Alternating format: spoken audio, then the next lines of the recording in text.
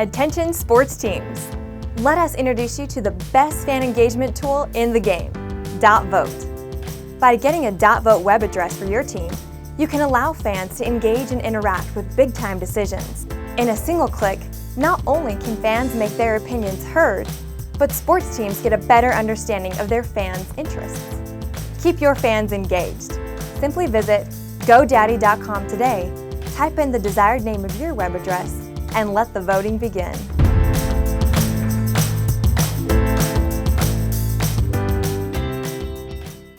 The New York Giants are getting to work on ruining 2026. We'll check out Black Monday around the NFL. And who was the biggest winner this weekend?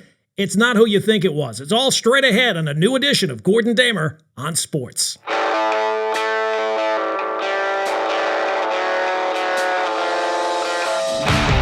Hey, off and running. Welcome in. It is a fresh edition of Gordon Damer on Sports, episode number 65, I think it is. Who can keep track at this point? Before we get too deep into it, obviously a very happy new year to you and yours. Welcome to 2026. And look, New Year's might not be your thing. You might not be excited about the new year. One thing we all have in common about 2026, we have 8 months in a row where we do not have to watch any New York Jets football. And that is a reason to celebrate. If nothing else we have in 2026, we got that going for us. And that's big. That's not nothing. All right, before we get too deep into the episode, obviously I got to remind you, every single episode, please hit that subscribe button, like the episode, rate the episode, whatever platform you are taking the podcast in on. It only takes a second, doesn't cost you any money, and it really does help us out, and we want to grow the podcast as much as possible in 2026. All right, let's get into it, and we will begin with the New York Giants. Because last episode we did the New York Jets. Let's talk about the New York Giants, because now that 2025 has been completely ruined by the New York Giants, they're getting down to the business of ruining 2026 as well. And that's the only way you can really look at it right now. Before New Year's resolutions have even fallen apart, the Giants are getting down to the business of ruining 2026. The Giants somehow lead the league, at least in this offseason, in self-sabotage. And bad teams, bad organizations, they screw up the big things. Sure, lots of teams screw up the big things. But the bad teams, the truly loser organizations, they screw up the simple ones too. And that's exactly what the Giants have done here, at least so far over the last couple of weeks. That's how the Giants have managed to ruin what should have been the clearest, cleanest reset, just an open road to fix what has been going on here the last decade. And they have self-sabotaged themselves. And here's the thing, up until a couple of weeks ago, it was looking like smooth road. 2 weeks left in the regular season, the Giants were set up brilliantly to finally have a hard reset. You fired the head coach already. You fired the general manager. You're in possession of the number 1 overall draft pick. You don't need a quarterback. And you've got a clean slate to bring in the next brain trust. Pair the next GM with the next head coach. That combination of things almost never happens, where you have an opening, you've already got your quarterback in place, and it makes you one of the most attractive jobs in football. Now, look, the Giants, I'm not saying they're barren. They've got some solid pieces here and there. They should have some solid pieces. They've been picking in the top 5, the top 10, basically for a decade. But for once, the math was finally going in their favor. This was supposed to be about clarity, but instead, it's about just more of the same. More half measures, as Mike Ehrmantraut brilliantly put it on Breaking Bad. The Giants, they never tire of half measures. And that's exactly what they have done. Because what ownership told you on Monday when they made it official that Joe Schoen was coming back, they decided to keep Joe Schoen after a 4-13 season. This after a year where they won, 3 games the year before that. So this has been over 4 years. Joe Schoen's teams are, 22-45-1?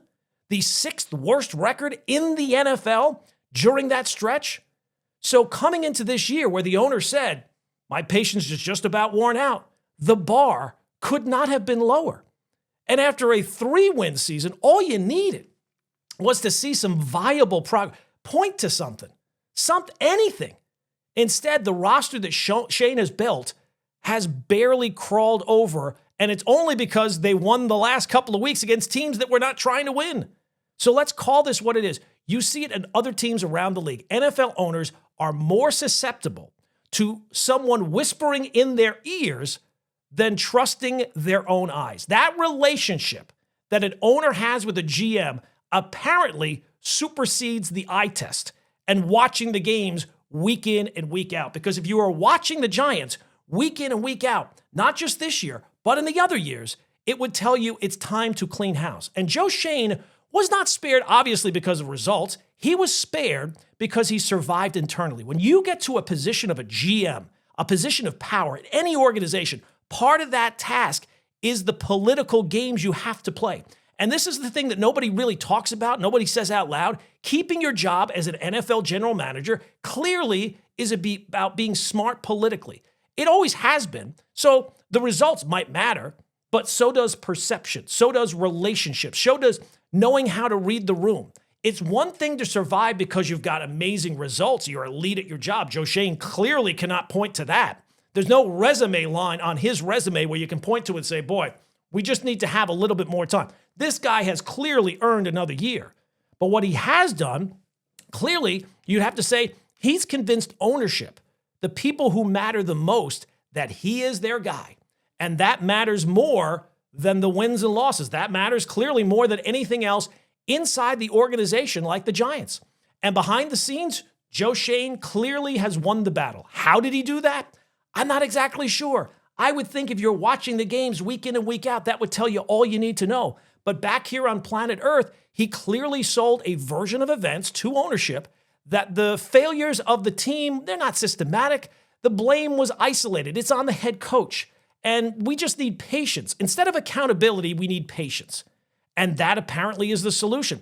And that takes political skill. It takes knowing which narratives resonate with ownership, which levers to pull, which ones to stay away from, how to frame certain things, that stagnation is really a progress in some way. So it means that his job security right now is about trust from ownership. And when that happens in a broken organization, which clearly the Giants are, it's rarely a sign that things are about to get better. Usually it's a sign that things are going to at least stay the same, if not get worse. Now, I don't know how they get worse for the Giants. But let's be honest, the more Joe Schoen has done, the worse it has gotten, right? Since that first year where he was kind of strapped, he couldn't really do much that first season. And the Giants won 9 games. Since then, they've gone 13-38. As his imprint on the organization has grown, they have only gotten worse. And yet when he talked about ownership allowing him to stub his toe and course correct, stub your toe. Your toe is, the foot is gone. The leg is gone. Nobody can identify exactly where this where would the course correction exactly be here, Joe? Just because you drafted Jackson Dart, that's it? Because that's the only thing I can see. And when you zoom out, because Schoen is only part of the problem, and this comes up a lot with the Giants when they struggle, and they've struggled a lot because their organization is a family business. And Dan Duggan of The Athletic, I thought, pointed this out pretty well when you take a look at who is not just running the Giants in terms of the head coach and the GM. You look around the building and you look around the organization. A lot of people with impressive titles have survived losing season after losing season, regardless of who the head coach was, regardless of who the GM was at the time. And more times than not, more times over and over, the relatives have found their way into the scouting department or the player personnel department or the evaluation roles. And that's very hard to overcome when they are part of the family, and promotions have continued, titles have grown, and the losing has never stopped. So people will bring up Chris Mara, I think he's the senior player personnel executive, Tim McDonald, who's the director of player personnel. He was the assistant director in 2019 and then got promoted 2 years in. Imagine anyone involved in the Giants getting promoted during one of the worst runs in organizational history. And this is not an organization that's existed for 50 years. They've been around 100 years, and this is the worst stretch that they've had. The Giants have been one of the worst teams in football for a decade, yet the same names keep climbing the ladder. Not because the product has improved, obviously. And this would be one thing if they were behind the scenes in public relations or something. but the structure clearly protects itself. So that's why firing Shane could have mattered.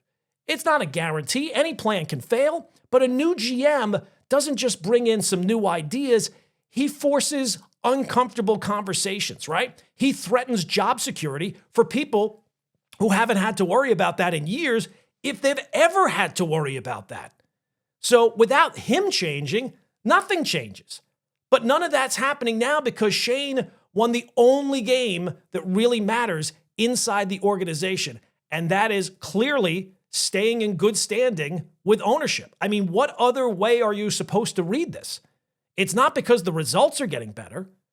Once again, the Giants turn to the same solution they've turned to a bunch here. Hire a new head coach and hope that that fixes everything. They've been far more loyal with the GMs than they have been with the head coaches, even though all of them have done a bad job. So they've been doing this for years now, change the coach, keep everything else intact, and then, you act surprised. Oh, I'm really frustrated that the team is not playing better. You haven't really changed that much. And to look at the Giant roster and think this is just simply a coaching issue. And look, Brian Daboll, he's the latest example. Do I think he's a great head coach? No. But at least he had some actual things that he could point to in that first season on his resume that Joe Schoen has not. Again, the more that Joe Schoen has had a hand in the Giants organization, the worse they have become. So yeah, that's a meaningful change that would be made maybe at a time, I don't know, they would have hired somebody at GM that would have been able to hire a great head coach. And maybe it would have given this organization some direction that they have not had. At least it would have pointed to the fans that, you know what, we're as ticked off about this as you are. And now the Giants have boxed themselves in because Joe Schoen is now entering the final year of his contract. So you can't have him on an expiring deal running the search for the next head coach. So what are you going to do? You're going to extend him? What is he exactly? He hasn't done anything to keep the job. Now you're going to extend him even further? And ask yourself, what exactly is the plan here? Like, you're asking a new head coach to come to an organization and inherit a roster that has won 7 games over 2 seasons. Again, do they have some pieces? Sure. Every team should have some pieces. You're going to have to work with the GM who you didn't choose, who chose you. You're going to have to coach a quarterback you didn't draft and potentially outlast the very executive who is clearly pretty sharp, who hired you, who might be blaming you when everything goes wrong again, if it does. So does this sound like a winning plan to anybody? Because this is the plan that the Giants have decided to go with. And I get it. NFL is a coaching league. I say it all the time. And maybe a coach comes in here and turns this around immediately, instant success. That would be great. But there are plenty of coaches who struggle in that first year. And if that happens here, like it almost certainly will, what do you do then? Do you fire Shane after 1 more year and then saddle the next GM with a coach that it just puts you on when this is so clear cut. No one would have said, oh, Joe Schoen didn't get enough time. So this is the cycle that the Giants can't escape. The treadmill of mediocrity. And I say mediocrity, actually mediocrity would be an improvement for the New York Giants. So making that decision makes absolutely no sense, which brings me to another act of franchise sabotage. And that is winning the final 2 games. Dropping from the number 1 pick in the draft to number 5 is massive. And if that doesn't register with you, it's because you don't know ball, as the kids would say. You're thinking about the draft the wrong way. Well, you can still get a good player at 5. Yes, of course you can get a good player at 5, but the roster is not a player away. The roster has holes up and down both sides of the ball. There's no savior in this class. There's no prospect who's going to come in here and fix everything with the Giants. You need multiple pieces to fix the Giants.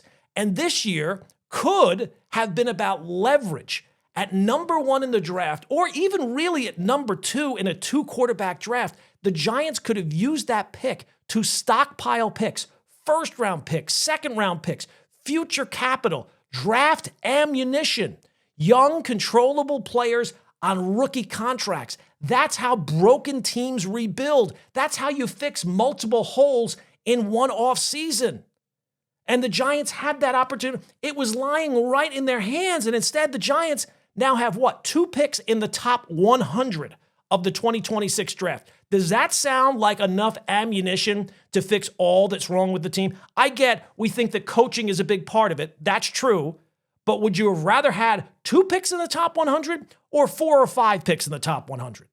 In a season that was lost basically from the start, the goal should have been to maximize future assets and not win meaningless games against teams that had no interest in winning games. Cowboys weren't interested. Raiders weren't interested.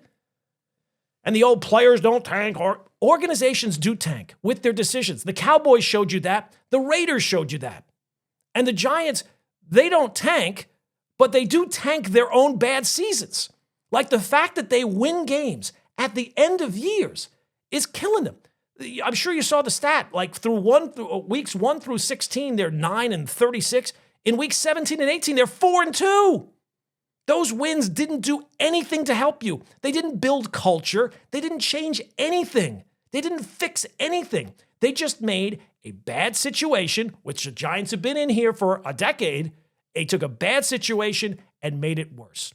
It took Joe Shane's job, which is he's already not good at, has made it harder for him to fix the holes that he is supposed to have fixed here the last 4 years. This offseason for the Giants could have been obvious. Clean house, reset everything, stockpile picks, align the GM and the head coach, get everybody all on the same page, all on the same timeline. Instead, the Giants chose half measures. They chose familiarity over clarity. They chose comfort of the known against competence. And this is why the Giants, like many organizations, are broken. And why what should have been a turning point already feels like more of the same old song and dance. Okay, before we move on to Black Monday and the coaching changes around the NFL, I did want to hit on one thing that I talked about on the podcast last episode that got some Jet fans upset, some Jets historians coming at me on Twitter. And I brought up that when the season was over, Aaron Glenn would hold the distinction as the worst first-year head coach in the history of the New York Jets. And I said that before the Buffalo game. Nothing happened in the Buffalo game. It would make me change my opinion. But when I said it, a lot of people pointed out, well, what about Lou Holtz? Don't forget about Lou Holtz. Did you factor in Lou Holtz into the conversation? And look, the fact that the Jet fans have to go back to the mid-'70s, basically 50 years, to find anybody who you can maybe make an argument against Aaron Glenn tells you kind of all you need to know about the situation surrounding Aaron Glenn. So look, Lou Holtz coached the Jets in 1976, did so for 1 season. He won 3 games and lost 10. So let's start with the math, because the math, there's no real serious argument that Lou Holtz was worse. The math would tell you all you need to know. In 1 year, Lou Holtz won 3 games, lost 10 games. He had 13 games, he won 3 of them. Aaron Glenn had 17 games and won 3 of them. Same amount of wins, more losses for Aaron Glenn. And I haven't totaled up all the points, but it would seem like, especially the way season ended, it would have to be Aaron Glenn. That's arithmetic. That's just basic math that I could even do.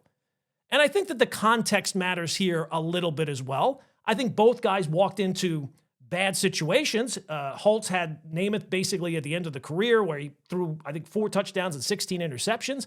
But the main thing was, after those 13 games, Lou Holtz walked away. He resigned with 1 game to go in the regular season. 1 bad year, and it was over. So as bad a year as it was, you're telling me you would rather drag it out even more? You're telling me you'd rather him come back for year 2? We're talking about in 1 year. If you had a bad head coach and you only had him for 1 year, that's not so bad. If Aaron Glenn resigned tomorrow, wouldn't Jet fans feel somewhat better? I'm not saying fixed, but maybe a little bit hopeful, a little bit relieved. Of course you would. And you can spin it however you want. You can cite history or the different era, whatever you want to go.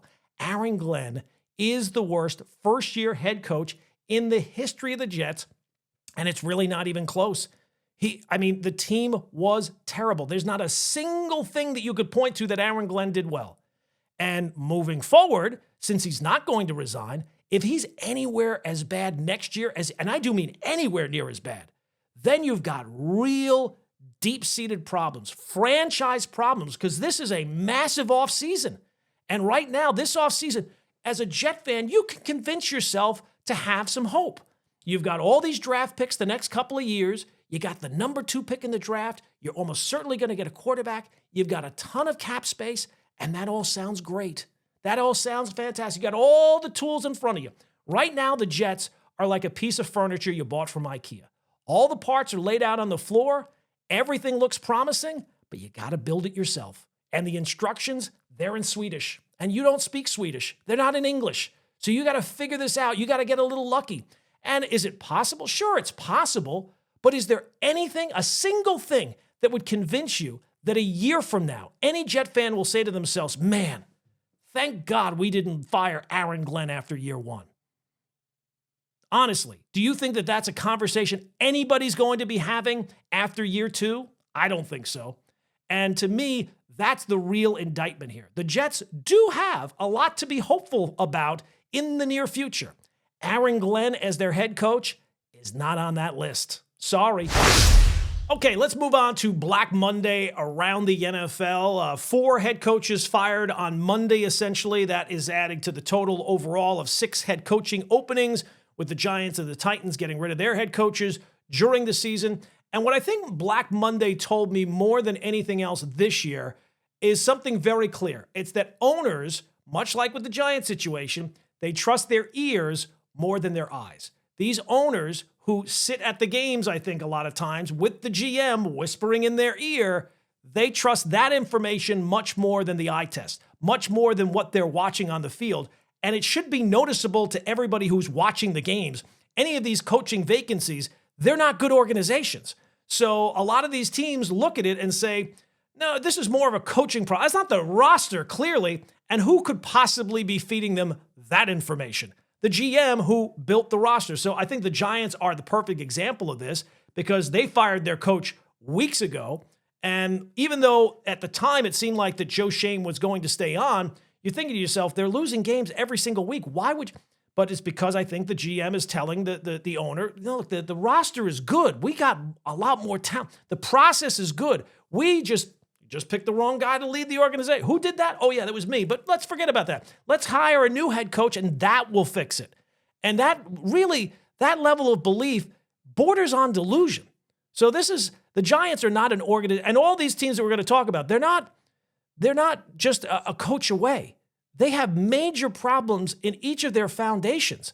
And for the Giants, they have figured out that they're going to just hire a new head coach and hope that fixes it because they've been picking top 5, top 10 every single year in the draft.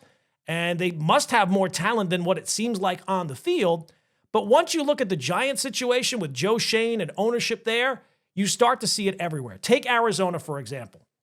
Jonathan Gannon, he gets fired on Monday, which really didn't come as much of a surprise because even though the insiders were telling you that he thought that he was safe, they lost 14 of their last 15 games. I don't care how many of these games are one-score games or where the improvement might be in the defense early on in the season. It's a result-based business. So when you lose 14, I don't know I didn't check with Elias, but you lose 14 of your last 15, you're going to be out of a job. And Gannon finishes 15-36. Which is about bottom of the barrel over the last 3 years. That's just simply not survivable. But here's the part that actually matters. They keep the GM. So they lost 14 of their last 15 games, but Monty Ossenfort, he's been there for 3 years, hasn't drafted a Pro Bowler. Marvin Harrison and Darius Robinson have not lived up to the hype. They've got tons of injuries on the roster on both sides of the ball. They've got no clear quarterback plan.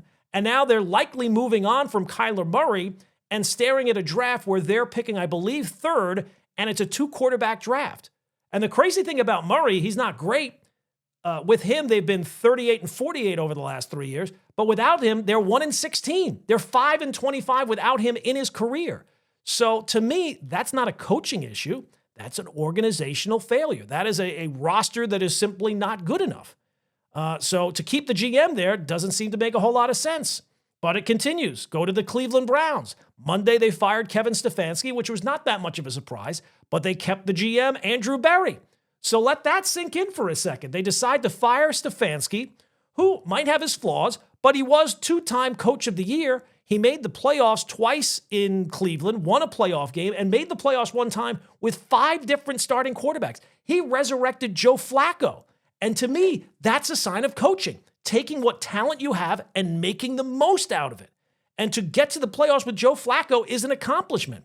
And you take a look at the last couple of years, they've got an aging offensive line, no real wide receiver talent. They started 2 rookie quarterbacks this year, and they had the most expensive roster in football. The Jerry Jeudy contract was terrible. The Deshaun Watson trade, which they made a few years ago, stripped the team of 3 first-round picks, which might have handcuffed the GM to a certain extent, but then it would also handcuff the head coach for a quarterback who can't play anymore. And yet Stefanski became the scapegoat, and it tells you all you need to know that he immediately becomes one of the top candidates for all the other jobs. Now, maybe the Giants and Titans are getting it wrong as well, and maybe Stefanski will be a problem there like he might have been in Cleveland. But think about that. You fired the guy who instantly becomes like the number 1 name available, and you kept the guy who's going to make it next to impossible for you to find a good head coach. Let's see who the Cleveland Browns hire. And I'm guessing it's going to be a first-time coordinator who's got no other options. So then let's go to the Raiders, because that franchise, they got rid of Pete Carroll, not that much of a surprise. They seem like they are in a permanent state of restart. And they brought in Pete Carroll. At the time, it seemed like maybe it would make sense, go the stability route. Shockingly, it did not. Hiring the oldest head coach in football, trading for Geno Smith, and drafting a running back 6th overall. Shockingly, that did not turn around the Raiders, who have been terrible basically since they got to Vegas. They went from 4 wins to 2 wins. So they're now on their 6th head coach in 6 years. And they got tons of problems. Max Crosby's going to be 29 next year. The offensive line is one of the worst in football. And if you really think about it, the Raiders should be thinking about trading that number 1 pick and recouping a ton of draft capital, if that's even possible. The one wild card that they do have going for them is Tom Brady. Now, I don't know how real he wants to be involved, but he was mentioned in the press release, which if he's serious about wanting to be a hands-on type of owner, well then congratulations. Maybe there's an adult in the room that can pull them out of this, much like with Matt Ryan in Atlanta, much like with Troy Aikman helping the Dolphins, another organization that doesn't know what they're doing. Maybe Brady is the guy who can lead them out of the wilderness. But think about it. If you're a head coach with options, you're not taking the Raiders' job. I don't care how persuasive Tom Brady is. If he's able to convince a head coach with other options to take the Raiders' head coaching job, I will say it right now, that is the most impressive thing he has ever accomplished in his Hall of Fame career. In his NFL career, getting somebody who had options to take the Raider job, that's wild. So then finally you have the Falcons, who at least did it the right way. They looked around and said, you know what, everybody's going. So Raheem Morris, the head coach, is out. Terry Fontenot, the GM, clean house. Now, Morris, he went 8-9 a couple of years, but was hamstrung by Fontenot's decision to give Kirk Cousins $100 million guaranteed and then drafting a quarterback in the first round in the same offseason. And neither guy played well. So at least that's accountability. That's accountability from the Atlanta Falcons. I don't know if they'll get it right either. Now, the coaches who survived, there was a couple of surprises. Some people thought that Zach Taylor would be gone in Cincinnati. That one was not surprising to me because the Bengals are not serious about winning. They kept Marvin Lewis for, 16, 17 years, never won a playoff game. So I don't think that they were going to move off Zach Taylor. They have not been very good the last 3 years, but they're not a serious organization. They don't really care about winning. They want to put a decent product on the field, but they're not really about winning. They're not always the worst, but they're not about winning. Then you have Miami keeping Mike McDaniel, which I brought up before, only makes sense because that job's impossible. They're in jail for the next 2 years because of that Tua contract. There is no path. There is no set of circumstances that will lead to a good, successful year next year. So why let McDaniel collect checks at home? Make him be the coach, and you should be looking long-term. Enough about them. Then there's one other coach that might, and that would be John Harbaugh. We'll have to wait and see. He's still employed as of right now. 18 years, 13 years since the Super Bowl win. Very stable organization. And you do have to wonder, I brought this up in a past episode, I don't think Lamar is going anywhere. The fact that they lose that final game and don't make the playoffs, maybe this is the time to maybe make a change. You have to wonder if stability ever turns into stagnation. And it would certainly feel like if there's an offseason to make a change in Baltimore, that would be it. So that's Black Monday. And the coaches, they're clearly the headline. But there's a reason why they take a hit. Because firing the coach is the easy thing to do. It's not as easy to sit with the guy who's talking to you during the game and fire that guy. And I think all of these organizations would have been far better off firing the GM along with the coach and thinking long term, because I don't think any of these coaching jobs are going to be a quick turnaround. Remember college? Well, now, college is over, and here comes your student loan debt. Is your private student loan debt keeping you up at night? You really need to talk to YRefi. YRefi refinances distressed or defaulted private student loans that others won't touch. They can save you thousands of dollars and get you a custom payment that you can afford. And they don't care what your credit score is. Don't let private student loan debt ruin your life. Call YRefi today. Okay, finally, if I asked you who was the big winner from this past weekend, you'd probably think to yourself and say the Steelers, right? First gut reaction, Steelers beat the Ravens, go to the playoffs, or maybe you go with the Carolina Panthers, or maybe the Broncos as the number one seed in the AFC, first round bye, all that good stuff. And you would actually be wrong. It was not any of them. No, the biggest winner from this weekend was not even a team. And it's someone that we'll probably never know. It was an anonymous account on a prediction market website. So let me explain the story. Back on December 27th, a brand new account pops up on Polymarket. Polymarket is the cryptocurrency-based prediction market. So there was no history, there was no profile. But over the next few days, this account placed a very specific set of bets, all tied to one specific outcome. And it was not the Steelers beating the Ravens or anything else NFL related. No, it was that the United States would intervene in Venezuela and that Nicolas Maduro, the president, would be removed from power by January 31st. At the time, those odds were basically lottery ticket stuff. They were like 5%, 6%. And the investment, it was not just throwing it in and seeing what happens. It was over $32,000. Now, here's where it stops feeling like sharp betting and it feels like somebody had the script. Because by Saturday morning, obviously, just hours after President Donald Trump announced that U.S. forces had captured Maduro in a surprise military operation, that same position, which was an investment of $32,000, was now worth over $436,000. So that's not a hot weekend. That is a career-defining heater. And as sports fans, I know I do, I love the story of a sharp bettor, right? The guy who can find the market inefficiency, who zigs when everybody else is zagging. This doesn't feel like that. This does not feel like that at all. And this feels less like a Moneyball or The Big Short and more like Ocean's 11. This feels like game fixing, because this was not somebody spotting fourth down tendencies or an injury that was not listed on the injury report. This is military action. This is geopolitical intelligence. This is the kind of information that if you know it ahead of time, you're not smart, you're in the know, you are connected. And this is not just a one-off. This is not the first time this has happened.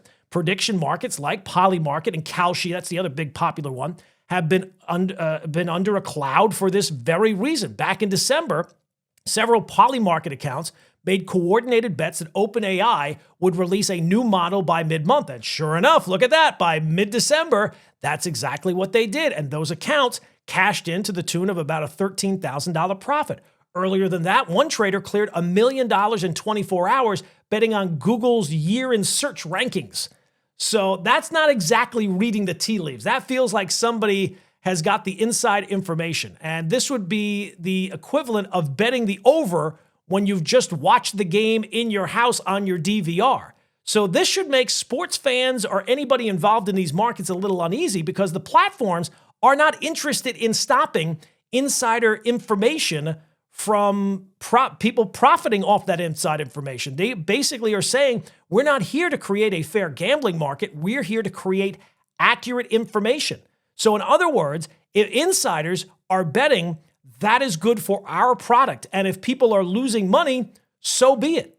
So think about that if you're not the person with inside information, if you're just playing a hunch, what are your odds of winning in a prediction market when you're dealing with people who actually know the results ahead of time? So when we talk about the biggest winner of the weekend, it was not Aaron Rodgers, as great of a performance as that was. It was not anybody involved in the Steelers or the Panthers, the Broncos, or anybody else. It was somebody we don't know using information we didn't have, making a bet the rest of us and the rest of the market literally could not make intelligently. Now, you might be thinking this betting stuff is getting out of hand and you hate how pervasive gambling is. Perhaps this is good news. Maybe the silver lining is there's a real downside risk for these prediction markets and maybe betting companies too, because once people feel like the game is rigged, whether it's sports, whether it's markets, whether it's politics, they stop playing. And once that happens, there's a very real risk of the entire ecosystem collapsing, assuming you're not the person who's got the inside information. All right, that's going to do it for another episode of Gordon Damer on Sports. If you've not done it already, please do me a favor, hit that subscribe button, like the episode, rate the episode, share it with a friend. It really does help out the podcast. And we'll be back later this week with a fresh edition of Gordon Damer on Sports.